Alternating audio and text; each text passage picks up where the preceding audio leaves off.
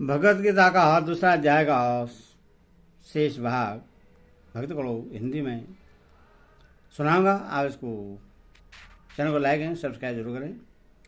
भगवत गीता सुनिए। कृष्ण भगवान कहते हैं,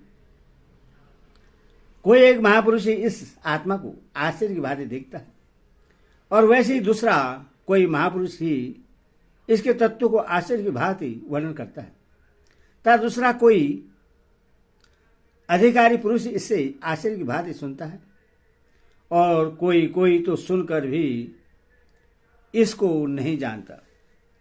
कोई एक ही इससे आश्चर्य की भांति देखता है। इस कथन का क्या भाव है? इससे भगवान ने यह दिखलाया है कि आत्मा आश्चर्यमय है, इसीलिए उससे देखने वाला संसार में कोई बिरला ही होता है और वह उससे आश्चर्य की भांति देखता है। जैसे मनुष्य लौकिक दृश्य वस्तु को मन, बुद्धि और इंद्रियों के द्वारा एदम बुद्धि से देखता है, आत्मदर्शन वैसा नहीं है। आत्मा का देखना अद्भुत और अलौकिक है। जब एकमात्र चेतन आत्मा से भिन्न किसी की सत्ता ही नहीं रहती, उस समय आत्मा स्वयं अपने द्वारा ही अपने को देखता है। उस दर्शन से दृष्टा, दृश्य और दर्शन की त्रिपुटी नहीं रहती, इसीलिए वह देखना आश्चर्य की भांति है। वैसे ही कोई आश्चर्य की भांति इसका वर्णन करता है। इस वाक्य का क्या भाव है? इससे भगवान ने यह भाव दिखलाया है कि आत्म साक्षात कर चुकने वाले तथा ब्रह्मनिष्ठ पुरुष दूसरों को समझाने के लिए आत्मा के स्वरूप का वर्णन नहीं कर सकते। जो महापुरुष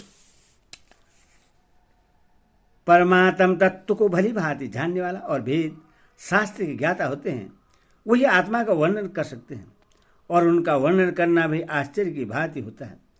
अर्थात जैसे किसी को समझाने के लिए लौकिक वस्तु के स्वरूप का वर्णन किया जाता है, उसी प्रकार आत्मा का वर्णन नहीं किया जा सकता। उसका वर्णन अलौकिक और अद्भुत होता है। जितने भी उदाहरणों से आत्म तत्व समझाया जाता है, उनमें से कोई भी उदाहरण पूर्ण रूप से आत्म तत्व को समझाने वाला नहीं है। उसके किसी एक अंश को ही उदाहरणों द्वारा समझाया जाता है, क्योंकि आत्मा के सदृश अन्य कोई वस्तु है ही नहीं। इस अवस्था में कोई भी उदाहरण पूर्ण रूप से ही कैसे लागू हो सकता है? तथापि विधि मुक्त और निषेध मुक्त आदि बहुत सी आश्चर्यमय संकेतों द्वारा महापुरुष उसका लक्ष्य करते हैं। यही उनका आश्चर्य की भांति वर्णन करना है। वास्तव में आत्मा वाणी का अविषय होने के कारण स्पष्ट शब्दों में वाणी द्वारा उसका वर्णन नहीं हो सकता। दूसरा इसको आश्चर्य की भांति सुनता है। इस कथन का क्या भाव है? इस कथन से भगवान ने यह भाव दिखलाया है कि इस आत्मा के वर्णन को सुनने वाला सदाचारी, शुद्ध चिद, श्रद्धालु, आस्तिक पुरुष भी कोई बिरला ही होता है और उसका सुनना भी आश्चर्य की भांति है। अर्थात जिन पदार्थों को वह पहले सत्य, सुगरूप और रमणीय समझता था तथा जिन शरीरादि को अपना स्वरूप मानता था, उन सब को अनित्य, नाशवान, दुख रूप और जड़ तथा आत्मा को उनसे सर्वदा विलक्षण सुनकर उससे बड़ा भारी आश्चर्य होता है, क्योंकि वह तत्व उसका पहले कभी सुना या समझा हुआ नहीं होता तथा किसी भी लौकिक वस्तु से उसकी समानता नहीं होती। इस कारण वह उससे बहुत ही अद्भुत मालूम होता है। तथा वह उस तत्व को तन्मय होकर सुनता है और सुनकर मुग्ध हो जाता है। उसकी वृत्तियां दूसरी ओर नहीं जाती। यही उसका आश्चर्य की भांति सुनना है। कोई सुनकर भी इसको नहीं जानता।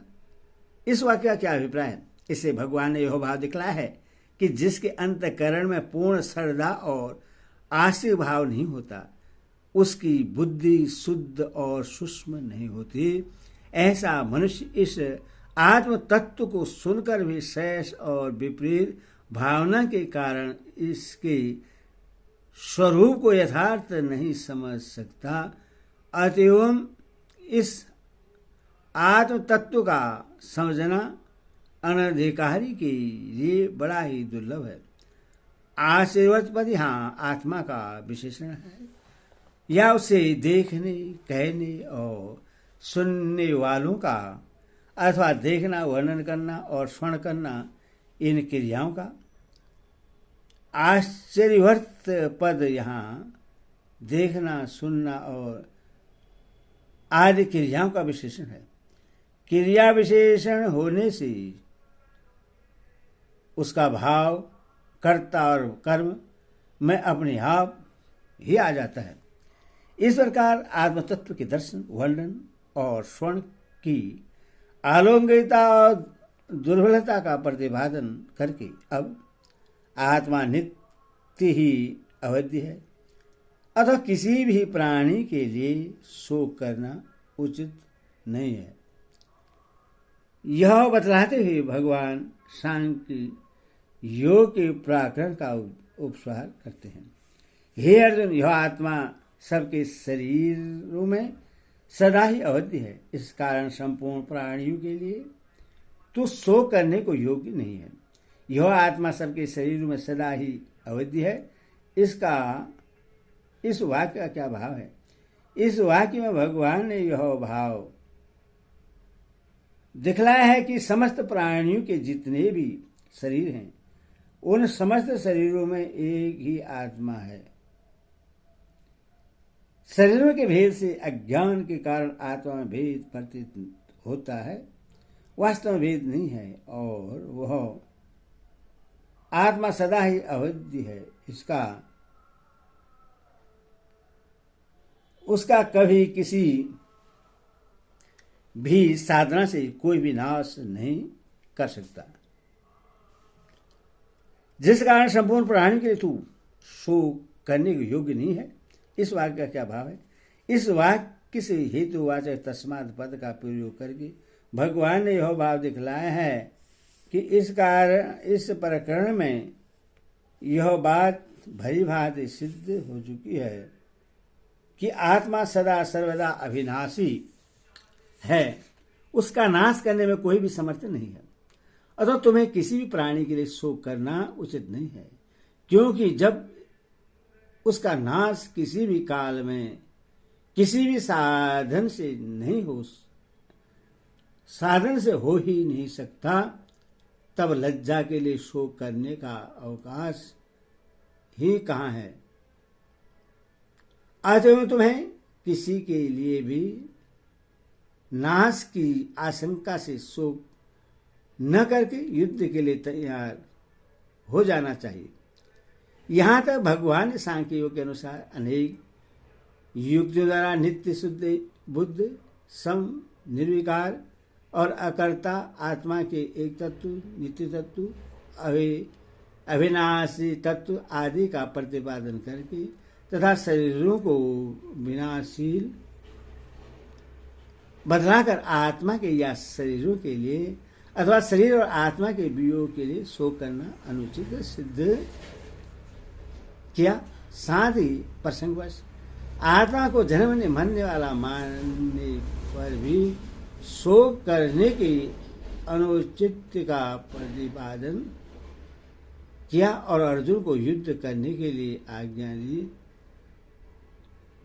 अब 4 श्लोकों के द्वारा छात्र धर्म के अनुसार शोक करना अनुचित सिद्ध करते हुए अर्जुन को युद्ध के लिए उत्साहित करते हैं तथा अपने धर्म को देखकर भी तू भय करने योग्य नहीं है, यानी तुझे भय नहीं करना चाहिए, क्योंकि क्षेत्र के लिए धर्म युद्ध में बढ़कर दूसरा कोई कल्याणकारी कर्तव्य नहीं है। यहाँ अभि का प्रयोग का क्या भाव है? यहाँ अभिपद का प्रयोग करके भगवान ने यह भाव दिखलाया है कि आत्मा को नित्य और शरीरों को अनित्य समझ लेने के बाद शोक करना या युद्धादि से भयभीत होना उचित नहीं है। यह बात तो मैंने तुमको समझा ही दी है। उसके अतिरिक्त यदि तुम अपने वर्ण धर्म की ओर देखो तो भी तुम्हें भयभीत नहीं होना चाहिए, क्योंकि युद्ध से विमुख न होना क्षेत्रीय का स्वाभाविक कर्म है। ही पद का क्या अभिप्राय है? ही पद यहाँ हेतुवाचक है। अभिप्राय यह है कि भयभीत क्यों नहीं होना चाहिए, इसकी पुष्टि उदार्थ में की जाती है। क्षेत्रीय के लिए धर्म युक्त युद्ध से बढ़कर दूसरा कोई श्रेय नहीं है। इस वाक्य का क्या भाव है? इस वाक्य से भगवान ने यह भाव दिखलाया है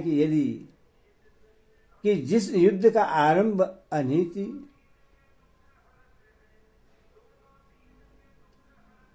या लोभ के कारण नहीं किया गया हो एवं जिसमें अन्याचरण नहीं किया जाता हो, किंतु जो धर्म संगत हो, कर्तव्य रूप से प्राप्त हो और न्यायानुकूल किया जाता हो, ऐसा युद्ध ही क्षेत्र के लिए अन्य समस्त धर्मों की अपेक्षा अधिक कल्याणकारक है। क्षेत्र के लिए उससे बढ़कर दूसरा कोई कल्याणप्रद धर्म नहीं है, क्योंकि धर्म में युद्ध करने वाला क्षेत्री अनायास इच्छानुसार स्वर्ग या मोक्ष को प्राप्त कर लेता है। हे पार्थ, अपने आप प्राप्त हुए और खुले हुए स्वर्ग के द्वार रूप इस प्रकार के युद्ध को भाग्यवान क्षेत्र लोग ही जानते हैं, लोग ही पाते हैं।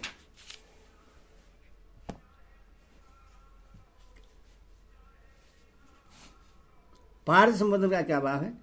यहाँ अर्जुन का पार्थ नाम से संबोधन करके भगवान उनकी माता कुंती ने हस्तिनापुर से आते समय जो संदेश कहलाया था उसकी पुनः स्मृति दिलाई है। उस समय कुंती ने भगवान से कहा था,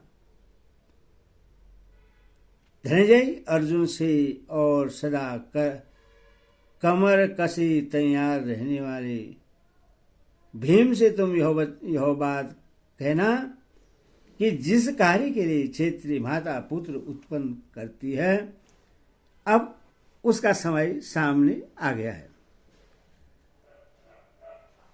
यक्ष योपनम विशेषण देकर यह भाव दिखलाया है कि तुमने यह युद्ध जानबूझकर खड़ा नहीं किया है।